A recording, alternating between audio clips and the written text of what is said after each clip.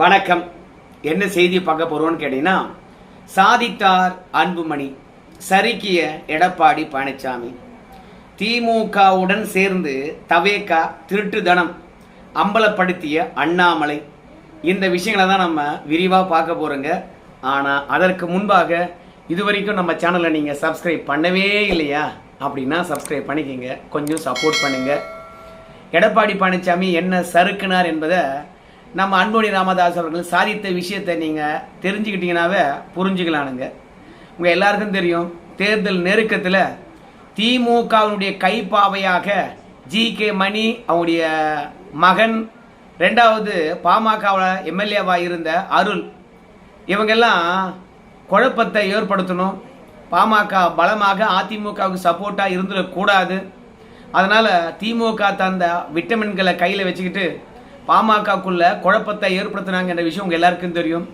ஒன்றுமே அறியாத ஐயா பெரியவர் இருக்காரு ராமதாஸ், அவரை கைக்குள்ளே போட்டுக்கிட்டு குடும்ப பிரச்சனையை அரசியலில் கலந்து நம்ம அன்புமணி ராமதாஸுக்கு எதிராக என்னவெல்லாம் சொல்ல முடியுமோ, என்னவெல்லாம் விமர்சிக்க முடியுமோ அத்தனை விமர்சனங்களையும் டாக்டர் ராமதாஸ் அவர்கள் ஜி.கே. மணி, பாமக அருள், திமுக இந்த 3 பேரும் கூட்டு சேர்ந்துக்கிட்டு என்ன அசைன்மெண்ட் கொடுக்குறாங்களோ அவற்றையெல்லாம் எதிர்கொண்டார்.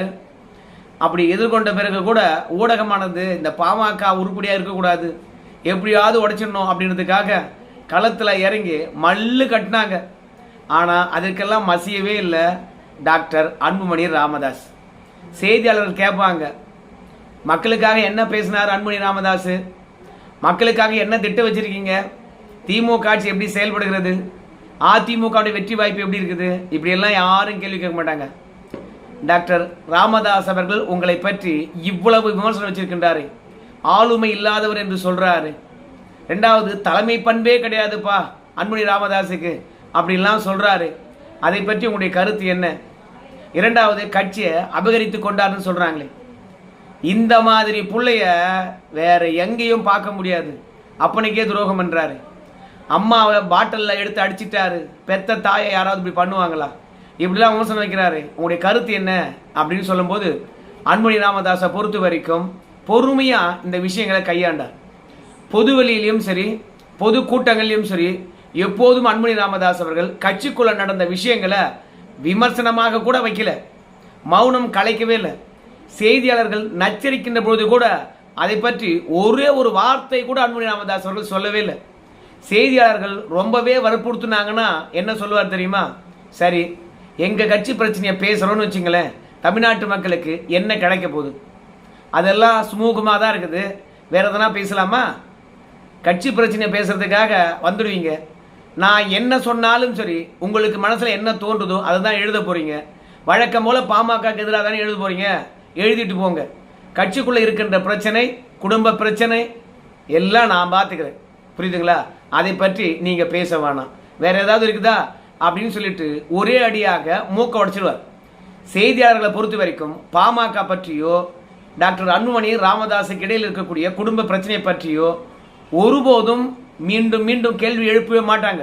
ஏன் தெரியுமா, ஒரு முறை கேள்வி எழுப்பிந்து அதுக்கு பதிலளித்து விட்டார் என்றால் அதையே மோப்பம் பிடிச்சிக்கிட்டு அதிலிருந்து பல துணை கேள்விகளை எழுப்பிக்கிட்டே இருப்பாங்க.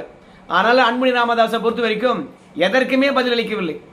எங்க கட்சி பற்றி பேசினா தமிழ்நாட்டு மக்களுக்கு நல்லது நடக்குமா, நீ நானும் பேசலாம் வரையா, போய் மக்களுக்கான பிரச்சனையை பாருங்க, சட்டம் ஒழுங்கு சுத்தமா சரியில்லை, இரண்டாவது சமூக நீதி கணக்கெடுப்பு இல்ல சாதி வாரியான மக்கள் தொகை கணக்கெடுப்பு, அதோட கொடுத்த வாக்குறுதியை திமுக நிறைவேற்றவே இல்லை, கஸ்டடி மரணங்கள் அதிகரிக்கிறது, பாலியல் வன்புணர்வுகள் அதிகரிக்கிறது, விவசாயிகள் போராடுகின்றார்கள், அரசு ஊழியர்கள் போராடுகின்றார்கள், இதை பற்றி யாராவது ஒருத்தர் கேள்வி கேட்குறீங்களா, பாமகக்குள்ள இந்த விஷயம் நடக்குது, டாக்டர் ராமதாஸ் இந்த விஷயத்த சொல்லிட்டார், இதனால என்ன தேனாரும் பாலாரும் ஓட போதா பாமக பற்றி பேசினா அப்படின்னு சொல்லிட்டு நோஸ் கட் பண்ணிக்கிட்டே இருந்தார்.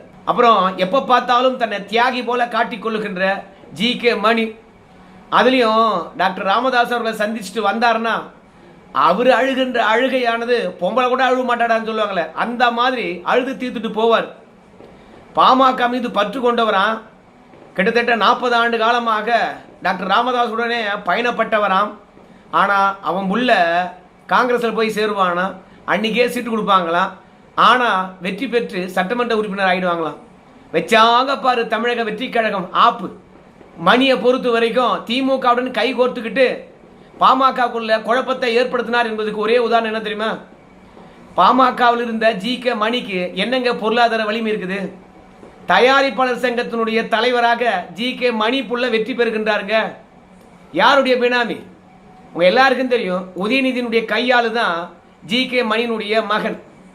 உங்க எல்லாருக்கும் தெரியும், ரெஜ்ஜைன் மூவிஸ்ல வேலை பார்த்துக்கிட்டு இருக்காரு ஜி.கே. மணியினுடைய மகன். அந்த அளவுக்கு திமுக கிட்ட நெருக்கமா இருந்துக்கிட்டு திமுக பரிந்துரையின் அடிப்படையில் காங்கிரஸ் கட்சிக்காரங்க பெண்ணாகரத்தில் சீட்டு கொடுக்குறாங்க. ஆனால் பாமகவில் வந்து பார்த்தீங்கன்னா உயிரும் உடலாக இணைந்தே இருந்தாராம் ஜி.கே. மணி. நாம் என்ன சொல்கிறோன்னு கேட்டிங்கன்னா, பாமகவில் அன்புமணி ராமதாஸ் தான் சேர்க்கலை. ஆனால் டாக்டர் ராமதாஸுடன் வந்து இணை பிரியாமல் தானே இருந்தார் ஜி.கே. மணி. அவருடைய பிள்ளைய ஐயா சீட்டு கொடுப்பாரா? ஐயா பேரில் பாமக நீ வந்து பெண்ணாகரத்தில் நில்றா, நம்மளாலும் ஏன்டா ஓட்டு போட மாட்டாங்க அப்படின்னு டாக்டர் ராமதாஸுடனே இருந்து ராமதாஸுக்கு ஆலோசனை வழங்கின ஜி.கே. மணி அவங்க பிள்ளைக்கு டாக்டர் ராமதாஸுடைய பரிந்துரையில் அவர் கட்சியிலிருந்து ஒரு சீட்டு வாங்கி கொடுத்துருக்கலாமே. அந்த சீட்டில் ஜி.கே. மணியுடைய மகன் நின்று இருக்கலாமே.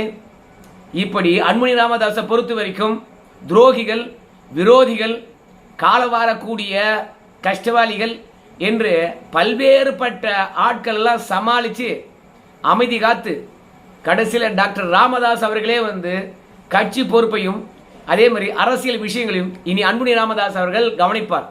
நான் அரசியலை விட்டே ஒதுங்குறேன், துறவரம் மேற்கொள்ள போறேன், இனிமே அரசியலை பற்றி பேச போறதில்ல, எனக்கு ஓய்வு வேண்டும்.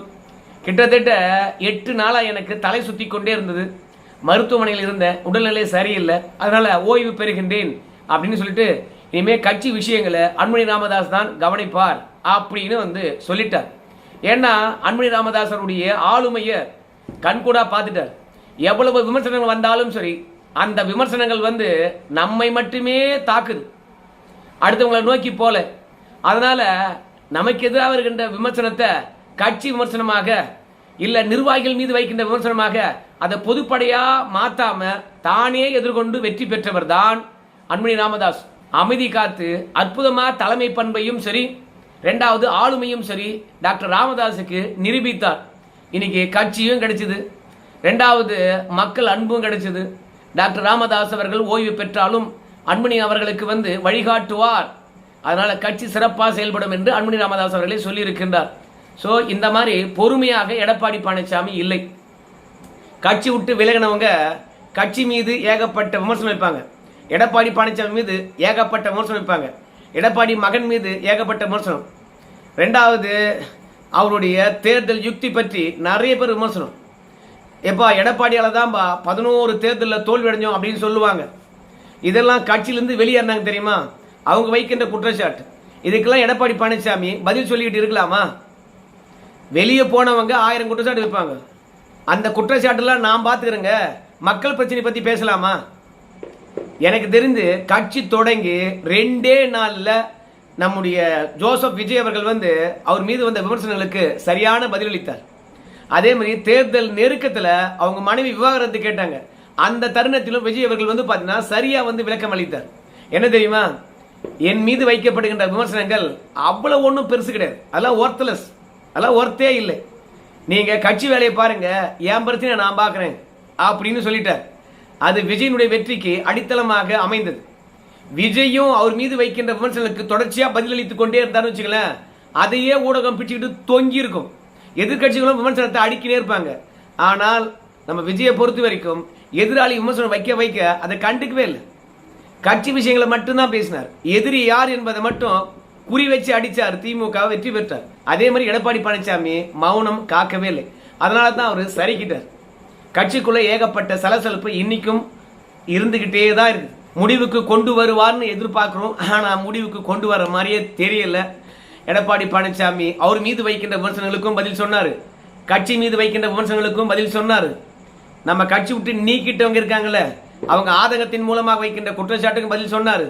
ஆனா கடைசி வரைக்கும் எடப்பாடி பழனிசாமி மக்கள் பிரச்சனை பேசக்கூடாது என்பதற்காக ஊடகம் திசை திருப்புது. ஊடகங்கள் கேள்வி கேட்டா கூட உங்களுக்கு எல்லாம் வேலையே இல்லையாப்பா, மக்கள் பிரச்சனை பேசவே மாட்டீங்களா, இதே மாதிரி கேட்டுக்கிட்டே இருந்தீங்கன்னா அடுத்த முறை உங்களை சந்திக்கவே மாட்டேன், போயிட்டே இருங்க. அப்படின்னு சொன்னா கட்சி பிரச்சனையை எடுத்துருக்கவே மாட்டாங்க. 5 வருஷமா அதிமுக பற்றிய விவாதம் நடந்தது. அதுக்கு எடப்பாடி பழனிசாமி வழிவகை செய்து விட்டார். எப்போது கேள்வி கேட்டாலும் சசிகலா, பன்னீர்செல்வம், டிடிவி தினகரன், அதிமுக விலகல் இவற்றுக்கெல்லாம் பதிலளித்துக் கொண்டே இருப்பார். தேவையில்லாத பிரச்சனைக்கு பதிலளித்தால் 5 ஆண்டு காலம் அதிமுகவுடைய பலவீனங்களை மட்டுமே விமர்சனம் செய்து அந்த கட்சியை அழிகின்ற நிலைக்கு கொண்டு போய் விட்டுருச்சு ஊடகம். ஆனா அன்புமணி ராமதாஸ் அப்படி எந்த ஒரு பதிலும் அளிக்காம அமைதியா இருந்து இன்னைக்கு சாதித்திருக்கின்றார். ஸோ அரசியல் களத்துல ஆளுமையும் இருக்கிறது, இரண்டாவது தலைமை பண்பும் இருக்கிறது, யாரை எப்படி எதிர்கொள்ள வேண்டும் என்ற துணிவும் இருக்கிறது. ஒரே தருணத்துல துரோகிகளையும் சரி விரோதிகளையும் சரி அன்புமணி ராமதாஸ் அவர்கள் வீழ்த்தி கட்சியும் அதிகாரத்தையும் ஒரே தருணத்துல கைப்பற்றியிருக்கின்றார். யாரு வசைப்பாடினாங்களோ அவங்களாலே வாழ்த்தப்பட்டு அதிகாரத்தையும் பெற்றார் பாருங்க. அரசியல் களத்துல உண்மையாகவே அன்புமணி ராமதாஸ் கிரேட் என்று சொல்லலாங்க. 2 பேருக்குள்ள வித்தியாசம் கேட்டீங்கன்னா, ஒருத்தர் கொட்டி தீர்த்துட்டாரு, அன்புமணி ராமதாஸ் கொட்டாம பாதுகாத்து இன்னைக்கு வெற்றியும் பெற்றிருக்கின்றார். நீண்ட விளக்கம் தான். இருந்தாலும் இப்போ அண்ணாமலை அவர்கள் தவேகாவும் திமுகவும் கைகோர்த்து கொண்டு திருட்டுத்தனம் பண்ணியிருக்காங்க அப்படின்றத அம்பலப்படுத்தியிருக்கின்றார். எப்படி என்று பார்க்கும்போது மெடிக்கல் ரெக்குமெண்ட் போர்டு அவங்க ஒரு தேர்வை நடத்துறாங்க. திமுக ஆட்சி முடிவுக்கு வரப்போகுதுன்னு தெரிஞ்சு போச்சு. மெடிக்கல் ரெக்யூப்மெண்ட் போர்டு மூலமாக ஒரு எக்ஸாம் நடத்த பார்க்குறாங்க. சுகாதார ஆய்வாளர்களை ஆள் எடுக்க போறாங்க. அதற்காக அறிவிப்பை வெளியிடுறாங்க. அறிவிப்பு வெளியிட்டு 15 நாள்ல எக்ஸாம் நடத்துறாங்க. ஆனால் தேர்வு எழுதி ரிசல்ட் வருது. அதற்குள்ளாக தேர்வு எழுதினவங்கல்ல ஒரு சில பேர் போய் நீதிமன்றத்தை நாடுறாங்க. எதுக்காக நாடுறாங்கன்னு கேட்டீங்கன்னா, இந்த மெடிக்கல் ரெக்ரூட்மெண்ட் போர்டு மூலமாக நடத்தப்பட்ட சுகாதார ஆய்வாளர் தேர்வுல குளறுபடி நடந்திருக்கிறது. எப்படியாப்பட்ட குளறுபடி என்று பார்க்கும்போது, கணினி வழியாகத்தான் பரீட்சை வச்சாங்க. அப்படி கணினி வழியாக பரீட்சை வைக்கின்ற தருணத்துல நிறைய பேர் செல்போனை பயன்படுத்தினாங்க. அதே மாதிரி அறையில் இருக்கக்கூடிய கண்காணிப்பாளர்கிட்ட கேட்டு கேட்டு எக்ஸாமை சால்வ் பண்ணாங்க. 3வது கொஸ்டின் பேப்பர் லீக் ஆயிடுச்சு. இவ்வளோ பெரிய முறைகேடுகளை வச்சுக்கிட்டு இந்த மெடிக்கல் ரெக்கமெண்ட் போர்டில் வெற்றி பெற்றவங்களுக்கு வேலை கொடுக்க போறாங்களாம். இது தேர்வு முறையே கிடையாது. போதிய கால அவகாசம் கொடுக்கவே இல்லை.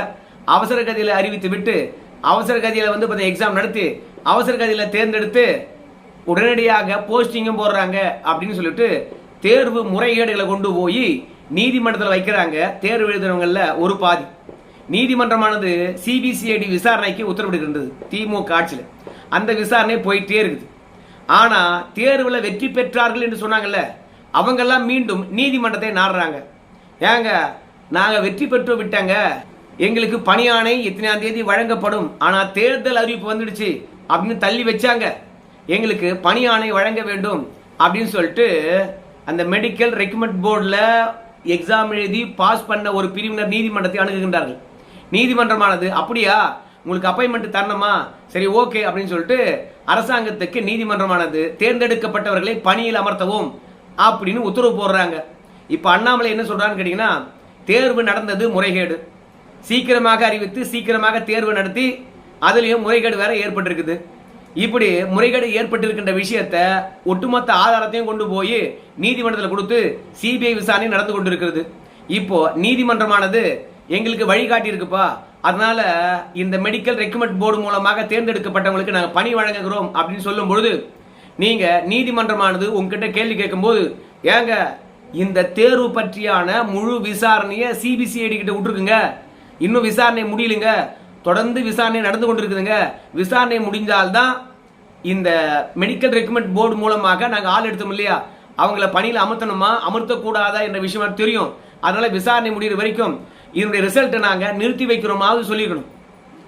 இல்லைன்னு வச்சுங்களேன், இந்த தேர்வில் ஏகப்பட்ட முறைகேடு இருக்குது.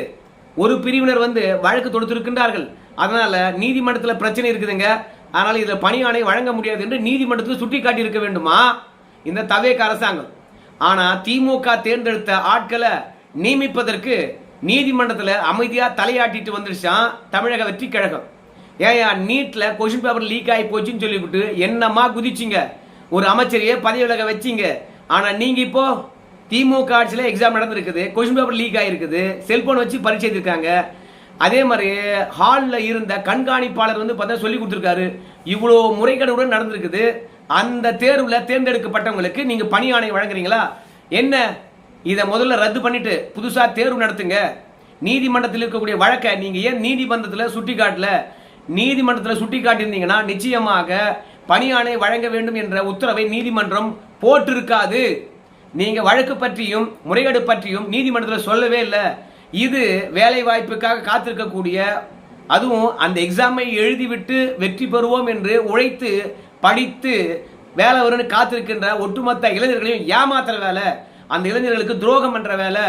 ஒரு தரப்பை பாத்தீங்கன்னா பணி அமர்த்துவதன் மூலமாக திமுக லஞ்சம் வாங்கின்னு கூட இவங்களை பாஸ் போட்டிருப்பான். அதனால தான் பாத்தீங்கன்னா நடந்த முறைகேடுகளை திமுக கண்டுக்கவே இல்லை. ஆட்சியில மீண்டும் வருமோ வரமாட்டோமோன்னு சொல்லிவிட்டு அவசர அவசரமா எக்ஸாம் நடத்திருக்கிறான். அப்போ அவன் எப்படி தேர்ந்தெடுத்தான் என்ற விவரமே தெரியாது. முறைகேடு குற்றச்சாட்டு இருக்குது. அவங்களை அப்படியே நீங்க பணி அமர்த்துகின்றீர்கள் என்றால் திமுகவும் தவேகவும் சேர்ந்துக்கிட்டு திருட்டுத்தனம் பண்றீங்களா? அதனால அந்த எக்ஸாமை நியாயப்படி ரத்து பண்ணிட்டு புது எக்ஸாம் நடத்துங்க. சுகாதார ஆய்வாளர்களை பொறுத்த வரைக்கும் தகுதி உள்ளவர்களாக நியமிங்க. இல்லைனா ஹாஸ்பிட்டலுக்கு போற உங்களுக்கும் எங்களுக்கும் தான் பிரச்சனை அப்படின்னு சொல்லிட்டு தவேக அரசாங்கத்தை சாடி இருக்கின்றார். திமுக எதிராக இருக்கிறோம், எல்லா திட்டத்தையும் ரத்து பண்றோம், டெண்டர்ல முறைகேடு, அதனால டெண்டரே ரத்து பண்றோம் அப்படிலாம் சீன் போறீங்க.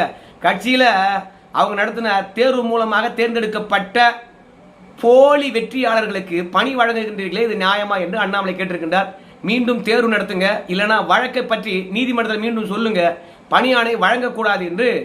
இது ஆயிரக்கணக்கான பேர் இந்த தேர்வை எழுதிவிட்டு தான் வஞ்சிக்கப்பட்டு இருக்கின்றோம், நீதிமன்றம் நல்ல முடிவை தரும், சிபிசிஐடி நல்ல விசாரணை செய்து ஒரு அறிக்கையை தரும் என்று காத்து கொண்டிருக்கின்றவர்களுக்கு ஏமாற்றம் அளிக்கும் போல இருக்கும், துரோகம் செய்யற போல இருக்கிறது. ஆனால் இந்த தேர்வை ரத்து பண்ணுங்க அப்படின்னு சொல்லிக்கிறார். தவேக அரசாங்கம் என்ன முடிவெடுக்க போகுதுன்னு சொல்லிட்டு பொறுத்து பார்க்கலாங்க. நன்றி.